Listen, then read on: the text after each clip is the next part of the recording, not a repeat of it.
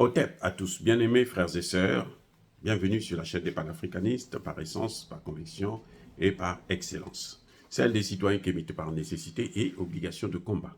Nous sommes une chaîne qui n'est guidée que par nos ancêtres et rien que par les ancêtres qui appartiennent à l'égrégore du monde noir. Par conséquent, nous ne croyons en aucun Dieu venu de l'étranger. Toutefois, cette vidéo n'est aucunement destinée à inciter à la haine ou à la violence, car nous menons un combat qui est d'abord et avant tout spirituel, intellectuel et démocratique. Ensuite, il est politique, géopolitique et géostratégique. Contre l'impérialisme, le colonialisme, le néocolonialisme et l'endocolona, qui sont tous qualifiés de crimes contre l'humanité.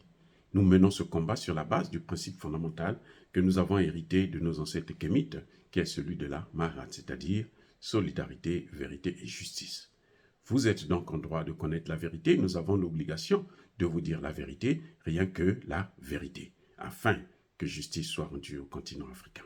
Et ça, c'est notre modeste contribution dans cette noble lutte en faveur de la souveraineté, la dignité, la solidarité et l'unité africaine. C'est exactement ça que nous appelons le panafricanisme. Bien-aimés frères et sœurs, vous vous souvenez d'un minable ministre de l'économie de la France, d'Emmanuel Macron. J'ai dit minable parce que il croyait que la Russie, c'est l'Afrique. Là où ils vont, ils peuvent danser. Là où ils n'ont même pas, les Africains n'ont pas de monnaie. Bon, ils leur imposent une monnaie. Et les Africains sont tellement nuls pour continuer à accepter cette monnaie.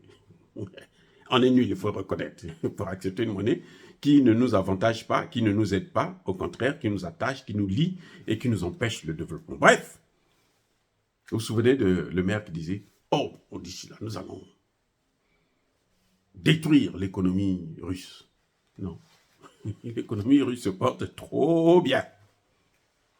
Je dis, hein, l'économie russe se porte trop bien. Pas bien, pas très bien, mais trop bien. C'est plus que bien. Oui.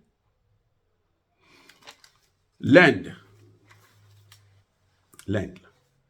a augmenté de 80% l'achat du pétrole russe. 80%. Tout ce que les Européens prenaient là, les Indiens ont pris ça. Vous savez quoi? Les Indiens, ils prennent le pétrole là. Ils fabriquent le gasoil avec le pétrole russe là. Vous savez où est-ce qu'ils vont vendre ça? En Europe. Et l'Inde se fait de l'argent. Donc pour les Indiens, c'est bon, les sanctions sont bonnes. Hein? À toute chose, malheur est bon. Pour là, c'est des bonnes sanctions. Bruno Le Maire, là, c'était une bonne idée de soutenir les sanctions comme ça.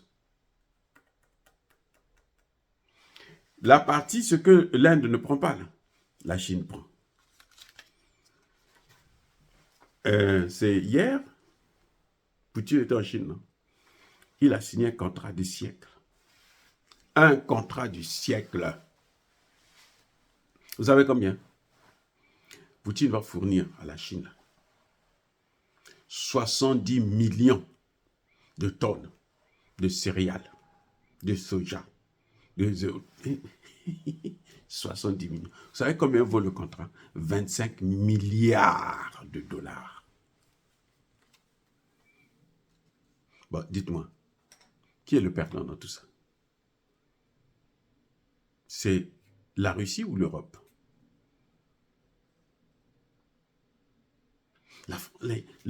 Poutine n'a rien perdu. Hein. Actuellement, Poutine est attendu en Thaïlande. Et comment on appelle le pays là? Ouais, au Vietnam. Les deux leaders ont dit, il faut que tu viennes. En temps, Poutine est en train de construire une centrale nucléaire en Hongrie. En Europe, hein? Poutine est là, centrale nucléaire. La Hongrie dit, mais ces sanctions sont nulles. Et puisqu'ils veulent continuer avec les sanctions, bon, ils n'ont qu'à faire ce qu'ils veulent, mais nous, on sort de ça. Nous devrons renforcer nos relations avec la Russie. Mais sur le plan militaire, là, l'Ukraine, vous savez, depuis que ça a commencé là, ce sont des millions des milliers d'Ukrainiens. La contre-offensive là seulement, l'Ukraine a perdu plus de 90 000. Près de 4800 mercenaires français, et plutôt américains et polonais, sont tombés là, en Ukraine, récemment. Là. Près de 4800 depuis la contre-offensive. Mais dites-moi, c'est quoi? Qu'est-ce que Poutine perd? Son économie va bien, il gagne la guerre. Maintenant, vous avez des voix qui s'élèvent en Ukraine pour dire non, mais arrêtez avec ça, il faut négocier. Et puis d'ailleurs, oubliez ce territoire.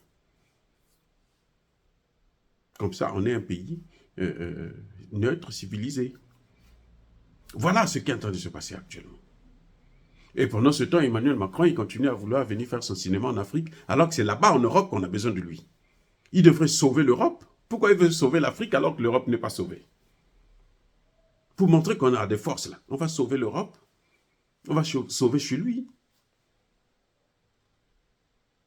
Quand Joe Biden dit à Poutine que non, j'aurai ta peau, Poutine lui dit, mais attends, mais toi aussi tu n'es pas épargné par une balle perdue. La balle peut aussi t'atteindre. Donc, économiquement parlant, la Russie se porte mieux que l'Europe. Voilà encore le problème.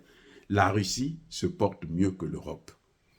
Macron, au lieu de venir nous donner des leçons, Mali par-ci, Mali par-là, le Mali aujourd'hui va se doter d'une centrale nucléaire. Le Mali aujourd'hui va avoir son satellite. Le Burkina va avoir une centrale nucléaire. Mais qu'est-ce qu'on peut demander de plus?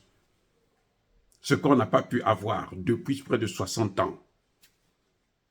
60 ans d'indépendance, il n'y a jamais eu ça. Maintenant, nous sommes prêts à avoir ça.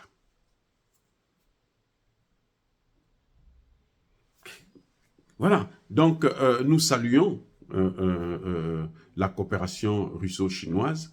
Et vous savez, la Chine a dit, la position de la Chine, c'est la même position que la Russie. Xi Jinping, il dit, quand il a rencontré Poutine, il dit mon frère et ami. Il n'est pas seulement ami, il est aussi frère.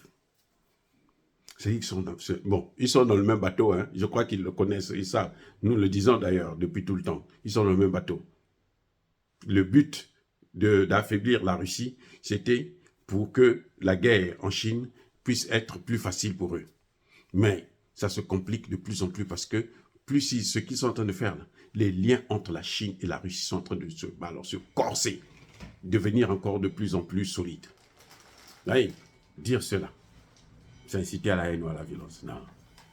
Il y a colère, veille à malheur. Encore une fois de plus, bien-aimés frères et sœurs, soyez bénis. Je persiste et je signe. Soyez abondamment bénis par le Dieu des Kémites et par nos ancêtres angélisés. Mais que tous ceux qui persécutent le continent africain le pillent et le déstabilisent. Qu'ils soient noirs, blancs, chinois, arabes, indiens, qui qu'ils soient punis, maudits, foudroyés, neutralisés, écrasés, effacés par le Dieu des Kémites et par nos ancêtres angélisés. Vive l'Afrique éternelle. J'ai dit et j'assume.